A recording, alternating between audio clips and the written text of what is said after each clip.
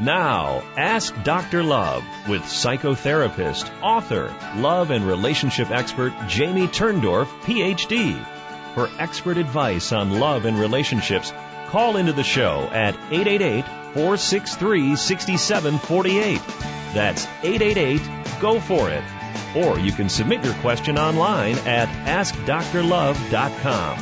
Now, here's Dr. Love. Hello, everybody, and welcome back to Ask Dr. Love Radio. I'm Dr. Jamie Turndorf, and it's my pleasure to be with you again today. Today's show I'm calling My Heart Belongs to Daddy, Why Mary-Kate Olsen and Other Young Women Want to Tie the Knot with Older Men. So have you ever wondered why 27-year-old Mary-Kate Olsen is marrying a 44-year-old Olivier Sarkozy? I said it the French way. Well, stick with me for a fascinating analysis of why a beautiful, famous, and wealthy young woman like Mary-Kate Olsen, who could have any guy in the world, would choose a guy old enough to be her father. And while we're on the subject, I'm going to be talking about why many young women turn to older men as life partners and what younger men can do to keep themselves in the running and not be passed over by older guys.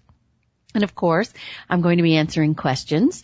And the 3 questions of the week that I've selected, the first one is, lady in love with an older man who has cold feet. And with this question, I'm helping a 21-year-old woman whose beloved 44-year-old boyfriend is afraid to commit to her for fear that she will dump him for a younger man. So stick around to find out how she can help him stall his fear and stand tall with her. Second question is, am I a lost cause? And here I'm helping out a woman who habitually chooses men who she chases following their abandoning her. And she's baffled as to why she's still stuck in this pattern despite years of therapy. So stay with me as I help her decipher the mystery and guide her to get unstuck. Third question is, how young is too young? Here I'm helping out a guy who's worried that his girlfriend is too young despite the fact that she is unconcerned by their age difference. So stay with me to find out the reason for his fear and what he can do to get past it. And of course, no Ask Dr. Love program is complete without a reading between the sheets segment. So this week, I'm going to be answering a question called Starving for Wife After Hysterectomy. And I'm working with a guy whose wife's previously high sex drive tanked following a hysterectomy. So I want you to stay with me so you can find out what can be done to raise her dead drive. And you don't have to go through hysterectomy to lose your drive, so you'll want to be hearing about that.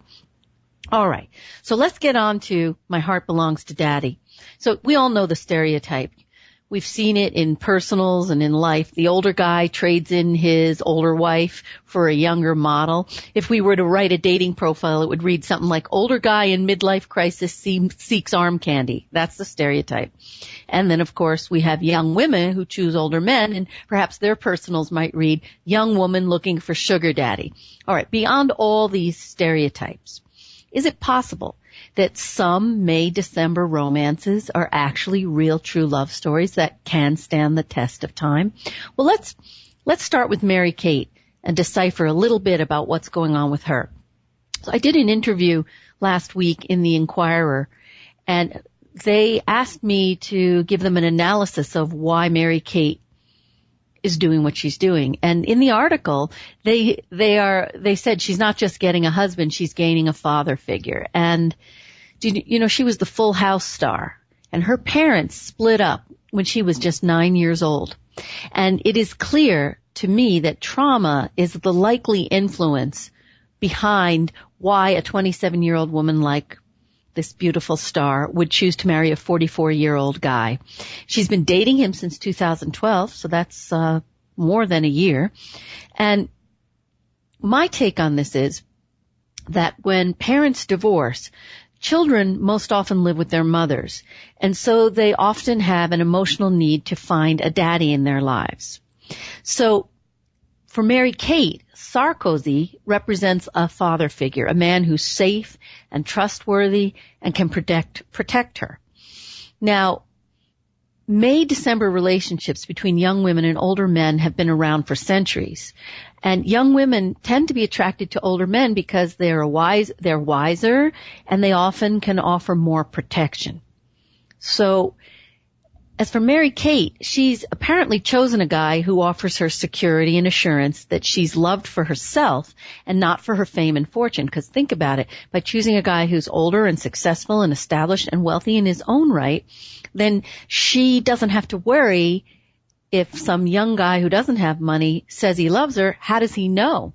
How does she know that he loves her for real? This is often something that wealthy men will say to me. How do I know she loves me for real and not just for my money? So in a sense, she's in the same position that a wealthy man would be in. Now, he is a father figure. Everybody who knows her, all the insiders, they all say that. But she herself says she's found Mr. Right despite their age differences. Now, in Mary-Kate Olsen's case, it does sound like old scars could be governing her choice of mate. And that is, she lost her father young, and now she seeks a substitute father to fill the void. But is it possible that a woman without old daddy scars might be drawn to an older man all the same? What do older guys bring to the table that young guys may not? So if you've been listening to my show for a while and you've been reading my columns and my books, you've heard me talk about a concept that I've defined called relationship essential nutrients.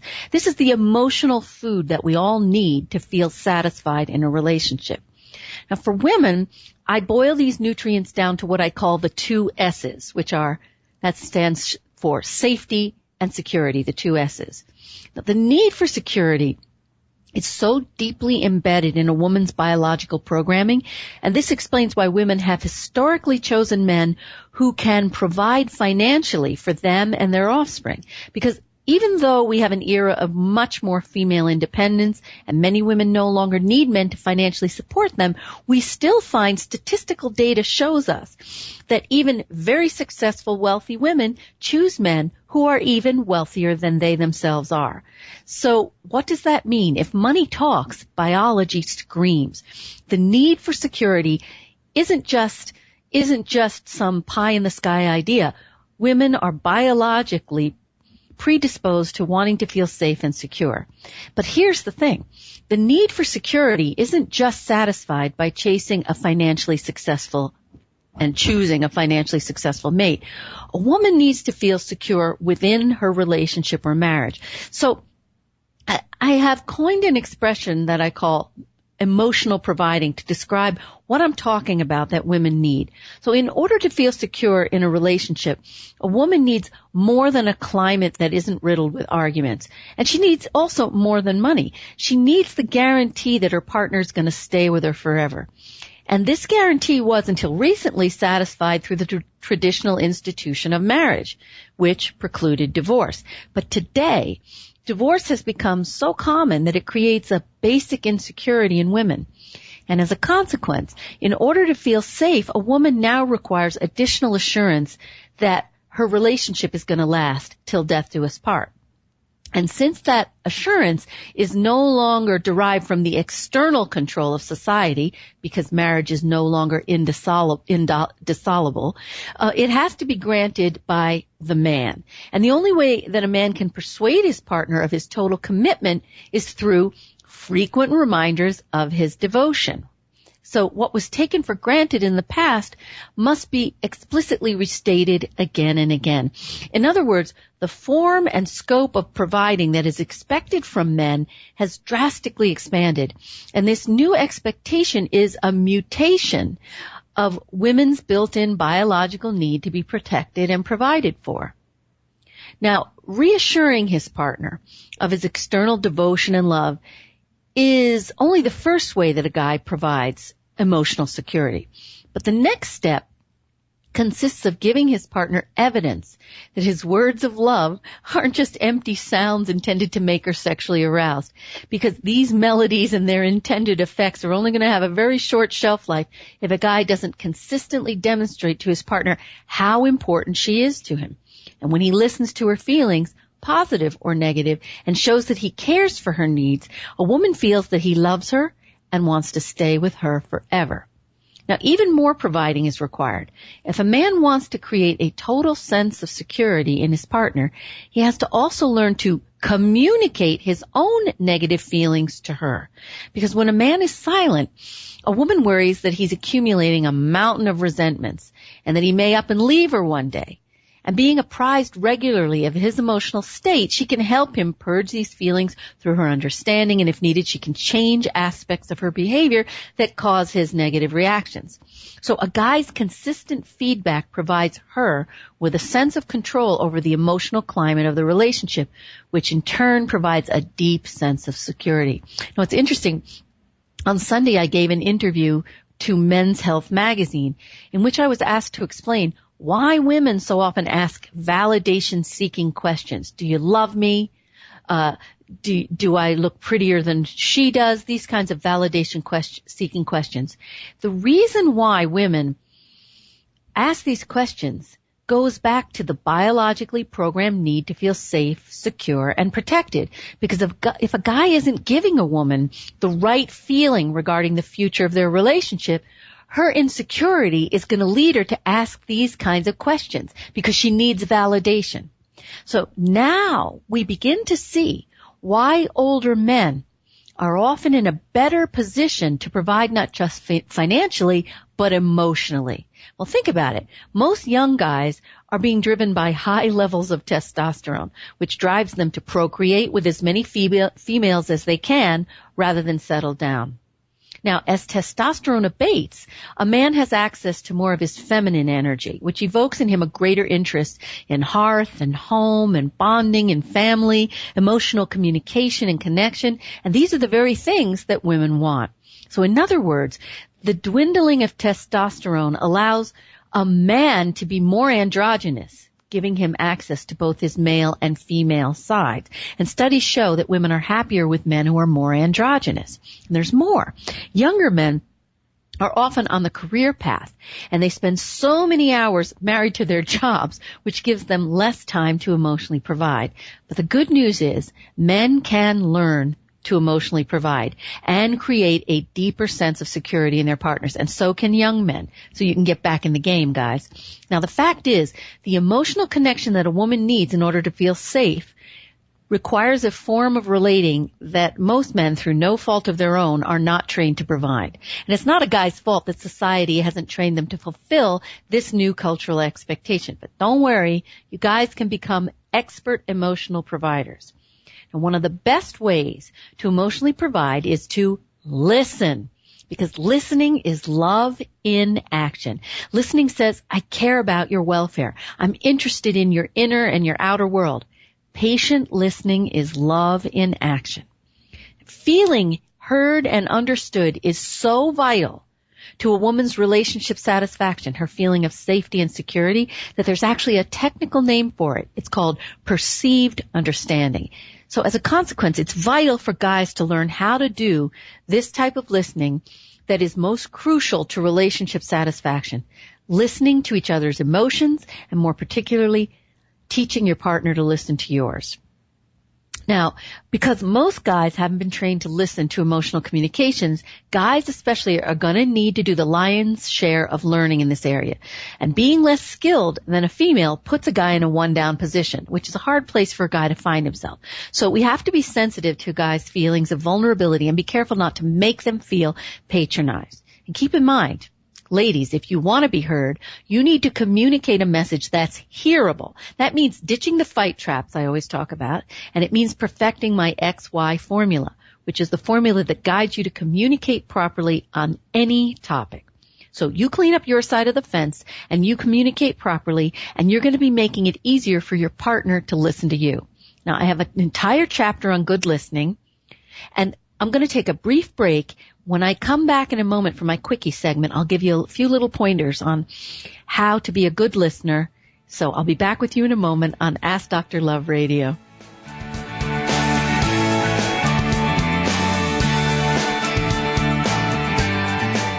You're listening to Ask Dr. Love with Dr. Jamie Turndorf.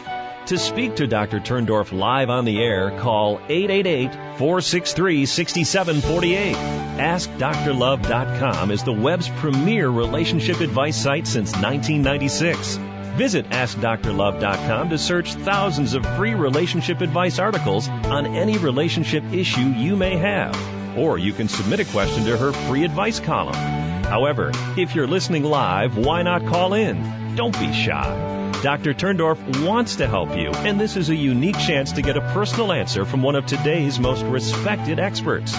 So, if you have a question for her, please call in now at 888-463-6748. That's 888-463-6748. Now back to Ask Dr. Love with Jamie Turndorf, Ph.D. Once again, here's Dr. Love. Hello again, and welcome back to Ask Dr. Love Radio. I'm Dr. Jamie Turndorf. I'm talking about Mary-Kate Olsen's marriage, impending marriage to a man who's old enough to be her dad, and why many younger women are turning to older guys. And I'm explaining to you that, guys, you can get back in the game by learning how to not only financially provide, but more important, emotionally provide, which gives a deep sense of security and safety to women. So I'm saying that the best way to provide is to listen. And I have a whole chapter in Kiss Your Fights Goodbye on how to listen with the ears of your heart. So the biggest thing here is that you need to remember listening is an active process in which you convey that you've actually heard what the other person has said. And you do this through a series of skills that I teach you. It's not hard to do, but you got to practice. You mirror back what was said, which is more like a direct echo of what you heard. You restate, which is where you repeat back in your own words what you heard with a sort of open-ended questioning sound in your voice so that you make sure that you're understanding correctly. And then the 5 questions technique, where you actually ask 5 questions. Did you mean this? And then you leave the other person the opportunity to say, well, I did mean this, but, and then she or he can clarify. And we do this 5 times, and we keep looping back until we have what's called perceptual consensus, which means we're on the same freaking page. All right. So now beware of rushing in with solutions, okay? Because this has a stifling effect on the speaker. Remember this, because guys especially, you're all about solutions. We don't want solutions. We want to listen, reflect back, don't try to fix. Now, in addition to good listening, there's another thing that guys can do to create a deep sense of safety and security in their partners. Disclose what's in your heart. Remember, when you aren't talking, when you're closed off and you're keeping your feelings close to the vest, it's easy for a woman to fill in the blanks with imaginary, nightmarish, what-if scenarios in which she imagines you aren't happy, you're planning to take a hike. But as soon as you start talking and you tell her what's going on with you, including telling her what you need, you are giving her the greatest love gift of all, because you're trusting her with your heart, which tells her that your heart belongs to her, that she's safe with you, you're invested in her, and this is the emotional providing and the safety and security that all women need. You give this to a young woman, you're a young man, you give it to her, you'll be in the game again. All right. Let me give you a couple quickies. No, quickies, I mean tweets. I can't give you a couple quickies, a couple tweets during my quickie. Many women want to walk down the aisle with guys who've been around a while. Well, I'm telling you why. They're good financial and emotional providers. He may be older, but he's got a strong shoulder. And while young guys are still sampling the fishies in the pond, older guys are more ready to bond. Many older men are done with career striving, so they can focus on relationship thriving. All right. Let me also tell you a little tip on this topic. You know, research tells us that older men are more emotionally mature, more likely to have dealt with their personal demons like addiction and other stuff. They have more financial freedom. They hit their peak in their career path, so they can back away from those 60-hour work weeks and have after-work schmoozing with potential clients, and now have more time to devote themselves to a serious relationship and fatherhood. So they tend to be more successful than younger women and are wiser and more grounded than they were early in life. So they can offer stability to a young woman who's weary of the dating scene tailored to young male sexual and romantic interests. Now, but sometimes age differences can backfire, especially if the differences create what I call divergent values. Remember I told you before that homogamy or similarity is linked to long-term relationship satisfaction. Well, the more similar you are in the areas that matter, like sexual, religious, monetary values, tastes, and interests, the more you're going to get along, and you're not going to be fighting on every issue, big and small. So now often people of different generations are so different as to be incompatible. Like I remember reading about Princess Diana and Prince Charles. They were incompatible precisely because of their very different values and interests. They were of different generations. She liked to be in clubs. He liked classical music concerts. It didn't work for them. Now, we also have stereotypes that young women haven't had their hearts broken and that they're free of baggage. Not true, because most of our baggage comes from childhood, and sometimes older women have resolved issues that younger women haven't yet mastered. Now, if an older guy is using a younger woman to recapture his youth, he may soon tire of the bar hopping and other activities that he's just too old to do long term, and you just may not be on the same page. And older guys can do preemptive strikes and ruin relationships with younger women before the woman has the chance to tire him and dump him for a younger man who may be able to perform better in the sack.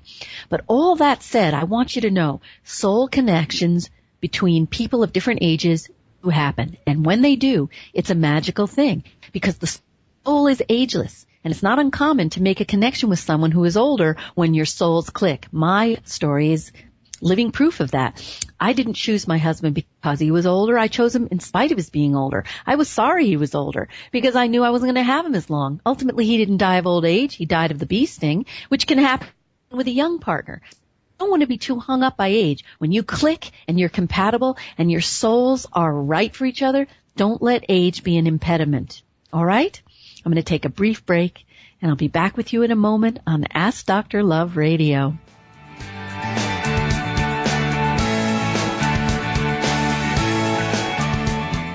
You're listening to Ask Dr. Love with Dr. Jamie Turndorf. If you're listening live, to speak to Dr. Turndorf on the air, call 888-463-6748. That's 888-463-6748. If you're outside the U.S., dial the U.S. country code, followed by 1-847-470-0937. If you yearn to get along better with your life partner or spouse, friends, family members, and even co-workers, Dr. Turndorf's latest book, Kiss Your Fights Goodbye. Dr. Love's 10 simple steps for cooling conflict and rekindling your relationship shows you how to turn conflict into connection for a lifetime of lasting love.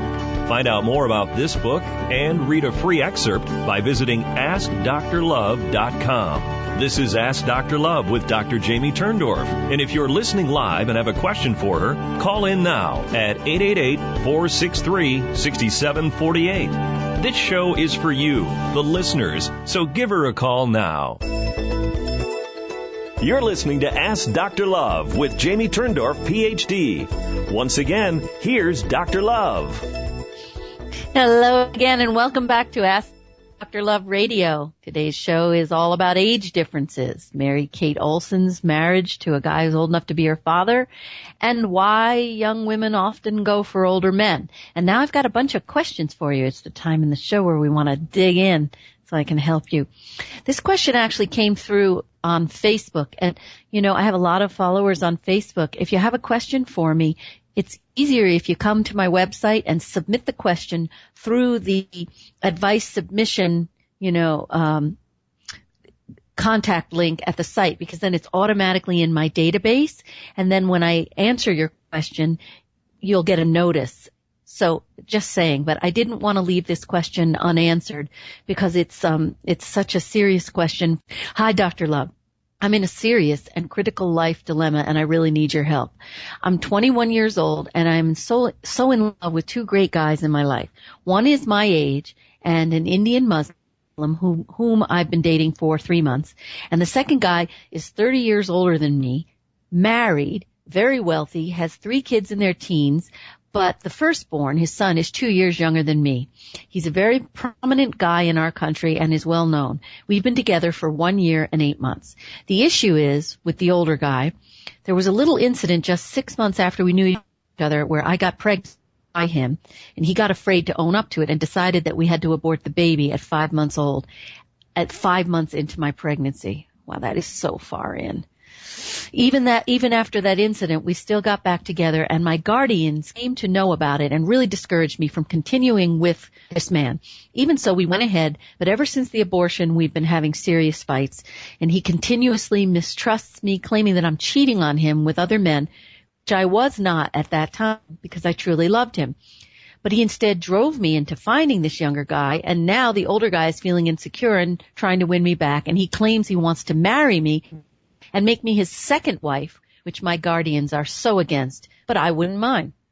The younger guy, the one my age, and I are so in love, and we are really trying to make things work. And his only problem is that he's temperamental, and it's because he's diabetic. He's inherited, and also my guardian. I wonder if you mean by he's inherited, he's adopted. I'm not sure. Also, my guardians and his parents know that they'll never accept us being together because of our religious differences. But all in all, we love each other so much. Sometimes I feel like I'm with him because I sympathize with his situation. So my question is, what do I do in this situation? Oh, the younger guy doesn't have a job and can't really support me in any way, mostly because of his condition. But I still love him no matter what. He's trying his best. I love him. But the older guy is really making it difficult for me because he's pampering me with everything I want, hence making me more confused every day. Please, Dr. Love, I don't know what to do. Please help me before I ruin my life. Please. Thank you. Okay, so first of all, I can see why you're so distressed because you're in love with two men, but that's the least of it. You've asked me to help you to not ruin your life. Now, it's very important for you to clarify what in your eyes would constitute ruining your life, because it sounds like you feel like you're on the brink of making a ruinous choice. But which choice is ruinous in your eyes? You didn't say that in your question to me, and I would really like to know that.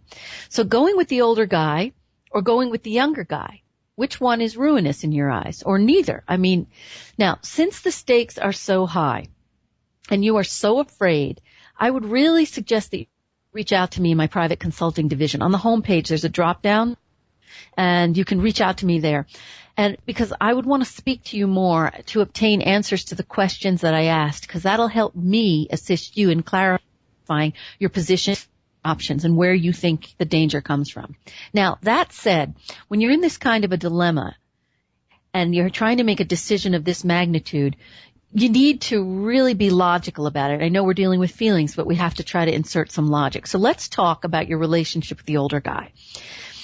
Now, while you love him, you have been in conflict with him ever since you aborted his child. I'm wondering if you have negative feelings toward him for having forced that abortion on you at 5 months, which must have been a horrendous trauma for you, especially given the culture you live in. But it's very traumatizing when a baby is that far along. Now, he accuses you of being unfaithful, and you say that you only began seeing this other guy after you temporarily broke up with the older guy, and now the older guy is jealous and doesn't trust you. These are problems in the relationship you're arguing.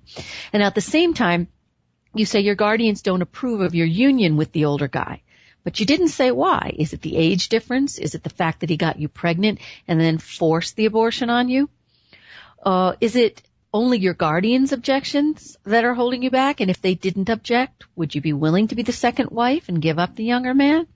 So I'd like to be clearer on the reasons for your guardians' objections, because this would also help me understand better.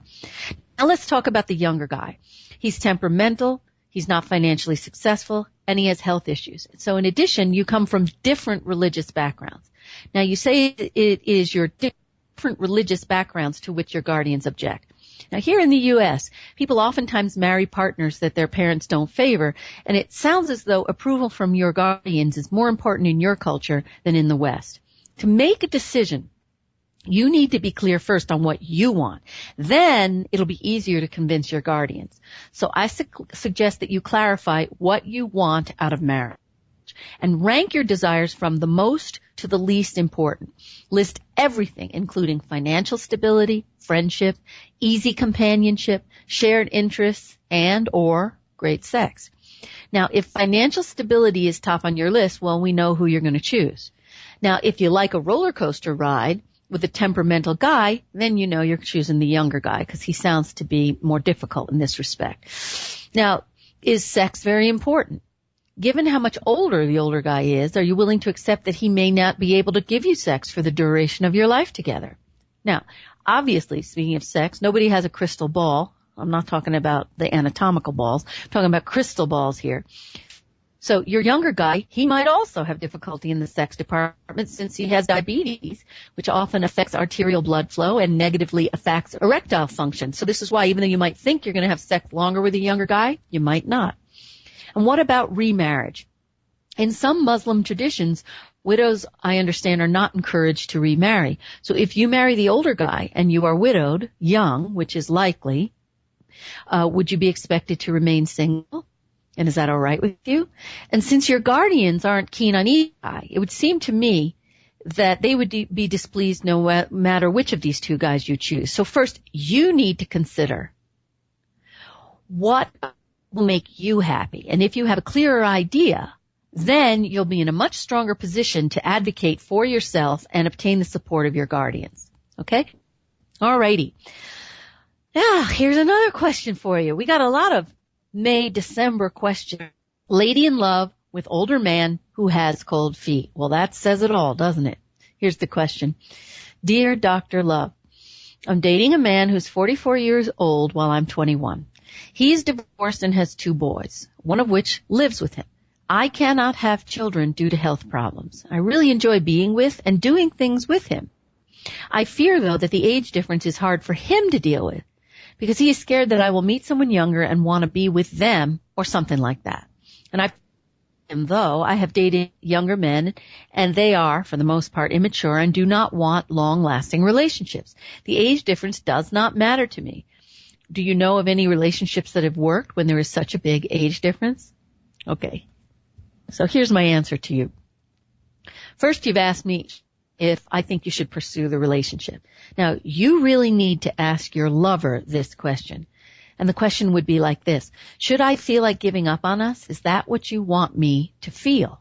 And in answer to your other question, a relationship with a large age difference can work out fine, provided the couple is compatible. And actually, I suggest you also take a look at Dr. Love's article. You know, there's a list of 10 tips, is it love or lust? And it'll help you get a better sense of whether you guys are in love. I also have a compatibility test. I'm going to start putting some of these up under my store so that you can begin to use these tests to truly help you assess whether the other person is relationship ready, whether you're compatible, whether you're ready. I'm going to do that for you. So keep an eye out for that. Now, let's backtrack a second and make sure that your lover isn't using this age issue as a smokescreen for another issue. In other words, would he be frightened of commitment if you were his age? Would he be afraid of your leaving him for another man if you were his age? So I'd ask him these questions and see if he can discover whether he actually suffers from a fear of abandonment. Because I would also be wanting to ask him more specifically about why he thinks the age difference could result in your leaving him one day. Make him talk openly. Is he afraid that he wouldn't be able to perform sexually and that you would be forced to seek satisfaction elsewhere? So let him know that there are plenty of ways to correct impotence in older men, if that's what his worry is. And remind him that many men have erections until their death. So point out that there are many ways to make love besides intercourse, too. You love him, not just his penis. What a relief. Take his penis off the plate. So find out what other fears he has and talk them through. And this should help, because I would also think of asking him if there's anything that you could say or do to convince him of your complete devotion. After you complete all these discussions, he should feel better and more able to commit. And if he doesn't feel better, then try some couples counseling. Again, you could reach out to me in private consulting, and I actually do couples work with people all over the world. So if he's still stuck, then and only then will you be faced with the decision about whether to stay or move on. And I wish you so much luck, and I want to hear how this goes for you, because it sounds like you really adore this guy, and this relationship deserves a great, great chance. Okay. Here's another one. I'm just full of questions here. So this one's called, Am I a Lost Cause? Dear Dr. Love, I hope so much that you can help me. About 18 months ago, I met a man, we're both in our mid-40s, who I enjoyed dating for several months. I honestly felt he was the one. We clicked on so many levels, humor and interests, but it's been off again on again. He pulls away. I push. I let go. He comes back. Now I see a pattern. Okay? So when I give up, he regains interest. When he gets close, I get scared, and at one time he admitted he's lonely, yet he told me he can't fall in love with anyone. Part of me wants my ex back, but another part doesn't know anymore. I've never married, never had children, he's separated, and I have a history of relationships where I get left, and that seems to trigger me chasing them, which spells disaster. In my 20s, I had a 5-year relationship with a guy who was abusive and violent to me. I want a loving relationship with a real, loving, committed man. Look at what I'm attracting. And I've done so much work, therapy, processes. Can you please help me? Okay, so I really do hear your despair. I do. And funny, last night I was talking with a new patient in group, a woman who said she's so tired of all the work she's done in therapy with her previous therapist, and she's still not healed, and she's in her 50s. Now, I can't tell you how many people have voiced this complaint to me, having come from many, many decades of other therapy. Many therapists work on a cognitive level. They explain everything to you. You might even be able to write a dissertation, a doctoral dissertation on what's wrong with you, but you're still not healed or free. And Freud was actually the first to realize that interpretations do not heal us. Because here's the thing. When you find yourself caught in a repetitive pattern, you know that trauma is the author of the pattern. And trauma doesn't get healed by what we tell ourselves intellectually or theories. And left to our own devices, we'll just keep on repeating a trauma again and again until we work through the feelings and we obtain a resolution to that trauma. Now, I know it sounds good on paper, but here's the thing. I talk about this extensively in Kiss Your Fights Goodbye. When we repeatedly replay trauma, we don't heal. We just re-injure ourselves. So here's the crux of the repetition compulsion. We choose partners who emotionally resemble the parent who harmed us or let us down. And with a carbon copy of our parent on the scene, it doesn't take long before we're reliving the worst, most painful aspects of our childhood. And we keep on reliving the pain, hoping that this time around, if we're really good and giving and loving and patient, we're going to succeed in getting the emotional goodies, the love, and the attention we craved when we were young. And if we succeed in obtaining this corrective treatment from our partner, it's going to feel as though our parent is bestowing the gift. And then our old scars from childhood will be healed. But this plan rarely succeeds in healing us, precisely because we choose partners who are as limited and damaged in the exact same areas that our parents, which means they can't give us any more or any better than our parents did. So what do? We keep choosing abusers and abandoners, and or we don't give up the abusers and the abandoners because we keep thinking I can fix them, and I don't want to give up because it feels like I'm giving up the hope of healing. So you're repeating, obviously, some very painful experiences from when you were young. Now, perhaps you know this, and knowing this intellectually isn't going to heal you either. So what's going to heal you? You need to be forming relationships that are loving, secure, and non-abusive. And the way this is achieved first is through therapeutic relationships. Now, I offer these kinds of experiences to my patients in small group settings. Group is what I call our second chance family, because in group, we get the chance to bond with a new breed of brothers and sisters and mothers and fathers. And these experiences are our safe way to experience love and bond. And then after a time, when we're healed, we take our show on the road and we find relationships like these in our outside lives. And I'm actually going to be starting to run some of these intimate groups through a private membership on my site, and I'm going to invite you to join. But for now, I want you to stay single, because this way you don't keep re-injuring yourself. Now, I'll never forget a woman who came to me for therapy. It must be, 20 years ago by now.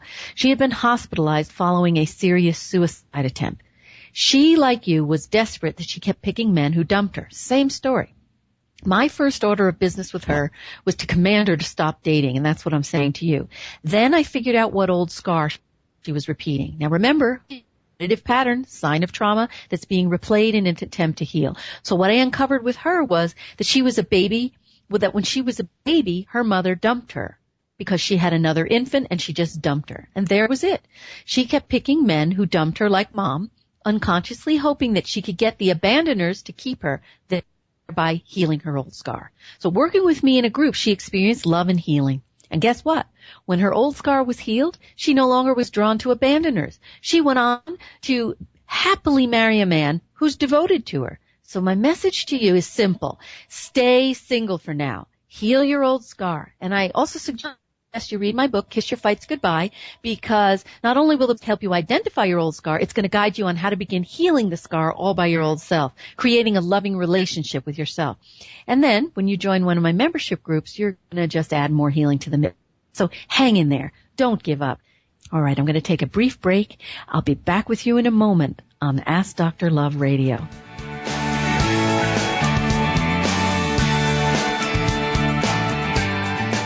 You're listening to Ask Dr. Love with Dr. Jamie Turndorf. To speak with Dr. Turndorf live on the air, call 888-463-6748. That's 888-463-6748. If you've recently been through a breakup and are looking for a second chance, wondering how you can reconcile with your ex, or if it's even possible after all you've been through, Dr. Turndorf's book, Make Up, Don't Break Up, presents her proven 5-step plan for reconciling with your ex. This plan was developed out of years of research, working with thousands of couples at her Center for Emotional Communication. This is a proven, no-hype, no-nonsense method that gets right to the root of the problem and shows you how to reignite the spark and rekindle a lasting relationship. For more about Make Up, Don't Break Up, visit AskDrLove.com. You're listening to Ask Dr. Love with Jamie Turndorf, Ph.D. Once again, here's Dr. Love. Hello again, and welcome back to Ask Dr. Love Radio. Today I'm talking about my heart belonging to Daddy, why younger women like older men marry older men. And here's another question that came in on this topic. How young is too young? Dear Dr. Love, I'm romantically involved with a much younger woman. She does not seem to worry about our age difference, but I do. Everything else being equal, what point should a couple be really concerned? 20 years difference, 30 years, 40, 50? Any advice? Well, I would say you should be concerned if the age difference is to the point he's dead. Because, a relationship with a dead guy could be a little boring. Otherwise, I'm not making any rules. I don't believe in rules. I believe in the connection and the compatibility, the soul connection. This is what I believe, and I don't think the age means a thing. I personally don't. I'm living proof of it. Your question reminds me of a bit that I heard on Car Talk.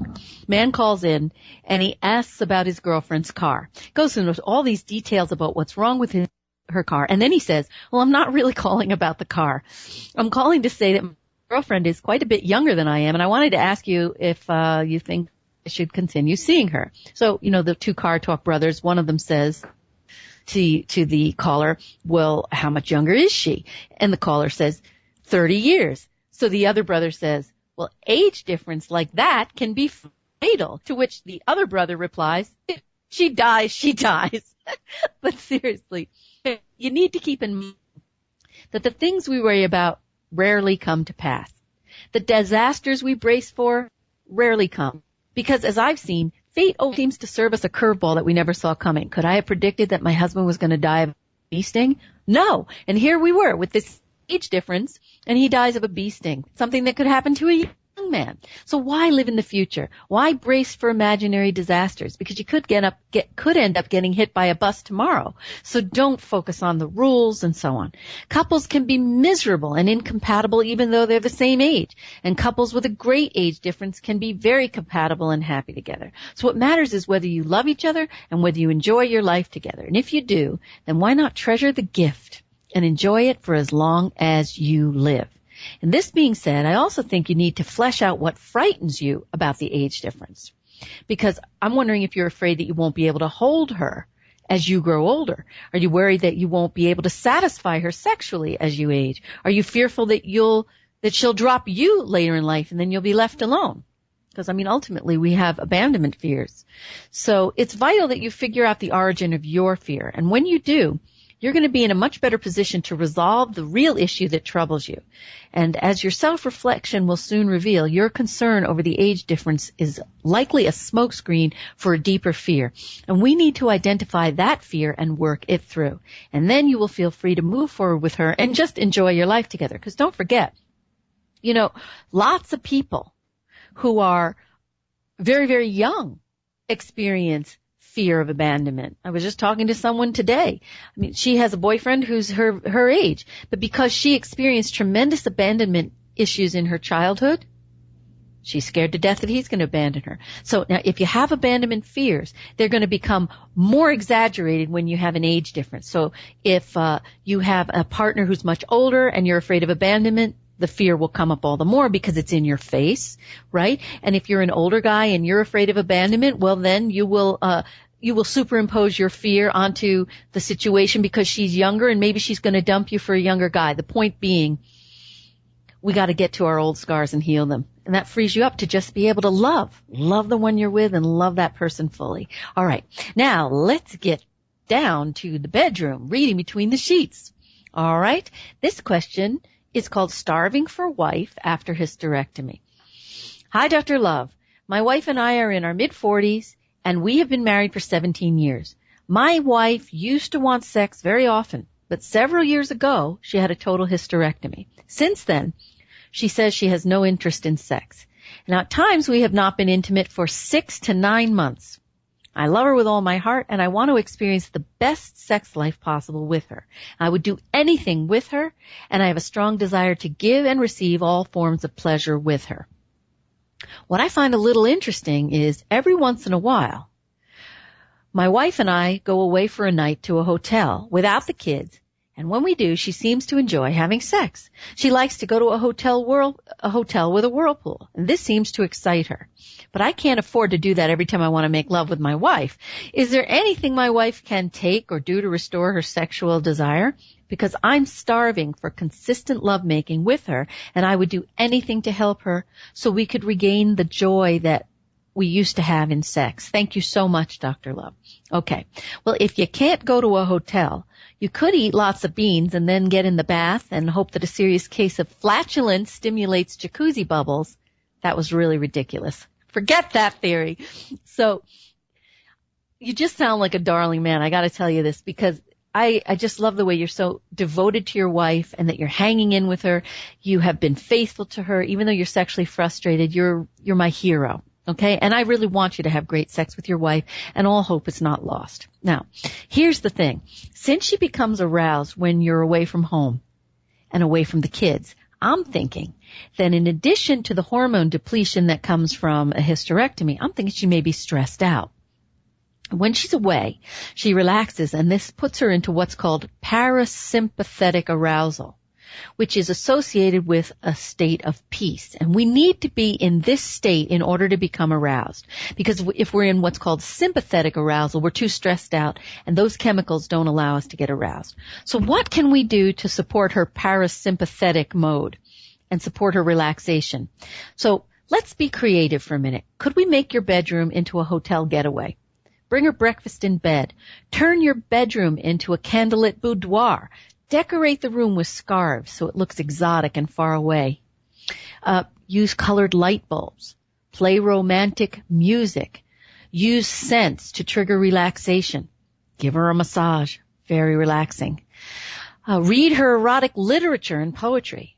Send the kids off to your parents or your in-laws once a week, or hire a babysitter. And make sure to have a romantic date night once a week where you take her away from everything that's stressful. Even recreate one of your first dates. Very romantic. Give her flowers. Now, in addition to all these relaxation and relaxing techniques, try adding some aphrodisiac foods and supplements to her diet. Search my advice archives on this topic and listen to my archived radio shows, because I've tackled this topic of low libido in women on more than one show, and you'll find lots of resources there about foods, supplements, herbs, etc. Put all these elements in place, and I am thinking you're going to be hearing her say, your face or mine. Make your place with her a your face or mine experience. All right. So what else can I tell you? I don't think I have time to answer another question. So let me just talk to you a little bit about what's coming up next week, because people have been asking me to give them a heads up. So I want to do that with you. Larry Bilota is going to be my guest next week. Now, we all know millions of people, gay, straight, married, unmarried, living together, they find themselves trapped in relationships that are sheer misery, and they stay together. Can't bring themselves to leave. And they may say, well, we're staying because of the kids, or maybe we stay because we don't want to be alone, because obviously the devil we know is often better than the devil we don't know. I'm miserable, but I'm not alone. Now, beyond all these reasons, obviously hope springs eternal. We fell in love one day, and somewhere deep in our hearts, we keep hoping that we could somehow magically return to the good old days and rekindle the love that we felt way back when. And there's much to be said for not giving up. So next week, I'm going to be introducing you to Larry Belota, who has an amazing story. He says he lived 27 years in a marriage made in hell. But in the 28th year, he fell in love with his wife. And now he is on the verge of celebrating his 40th wedding anniversary with his wife, Marcia. So I want you to tune in and find out how you can rekindle the spark even if you think it's dead and gone. So it's like an emotional spark plug replacement. And you don't have to be miserable for 28 years. These techniques for rekindling love and keeping love alive are preventive medicine for you. If you haven't gotten to that point of misery, all the better. Rekindle the spark before it's all lost, and rekindle it even if you think it's dead and gone. All right. So that's all I have for you this week. And I wish you all the love in the world. Make sure to love the one you're with. Make that person feel first. And your love is going to last until death do us part and beyond. See you next week on Ask Dr. Love Radio.